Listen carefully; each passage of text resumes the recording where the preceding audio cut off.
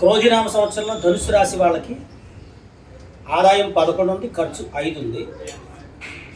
తర్వాత రాజపూజ్యం 7, అవమానం 5. పూజించే వాళ్ళు ఎక్కువ మంది ఉన్నారు. అలాగే ఆదాయం 11 చాలా బాగుంది ఈ రాశి వాళ్ళకి. జాగ్రత్తగా ఏదైనా వాహనాలు, ఇళ్ళు, బంగారాలు అన్నీ కొనుక్కోండి, చాలా బాగుంటుంది మీకు. శుభకార్యాలు డబ్బులు ఖర్చు పెట్టుకోండి, ఇంట్లో శుభకార్యాలు చేసుకోండి, భగవంతుడికి పూజా కార్యక్రమాలు డబ్బులు బాగా ఖర్చు పెట్టుకోండి. మకర రాశి వాళ్ళకి ఆదాయం 14, ఖర్చు 14, రెండు సమానంగా ఉన్నాయి. పూజించే వాళ్ళు ముగ్గురు, తిట్టే వాళ్ళు ఒకళ్ళు, ఇది కొంచెం పర్వాలేదు. మకర రాశి వాళ్ళు కొంచెం పెంకితనం వదిలితే బాగుంటుంది. కొంచెం నోటి దూస్తనము, పొగరు ఇవన్నీ తగ్గించుకుంటే చాలా బాగుంటాయని చెప్పి మీకు తెలియజేస్తాను. తర్వాత కుంభరాశిని ఇచ్చే ఆదాయం 14, ఖర్చు 14 ఉంది. ఆ తర్వాత ఆదాయం రాజపూజ్యం 6, అవమానం 1 ఉంది. ఇది కూడా ఈ రాశి వాళ్ళకి కూడా బాగానే ఉంది. కుంభరాశి వాళ్ళు పొగడతలకు పడిపోతూ అందరికి డబ్బులు ఇచ్చేస్తుంటారు, జాగ్రత్తగా ఉండండి.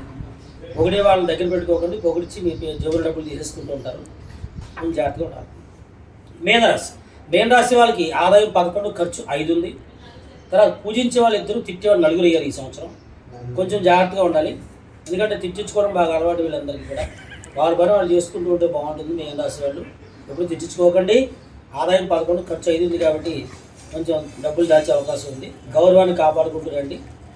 ఇలా ఈ సంవత్సరం ఈ రాశి వాళ్ళందరికీ బాగున్నాయి కాబట్టి ఎప్పుడు కూడా అప్పుడప్పుడు ఖాళీ రోజుల్లో దేవాలయాలకు పోయి అప్పుడప్పుడు పూజలు చేసుకుంటూ ఉండండి, మనశ్శాంతిగా ఉంటారు. విజయోస్తు. సర్వే జనా సుఖినో భవంతు.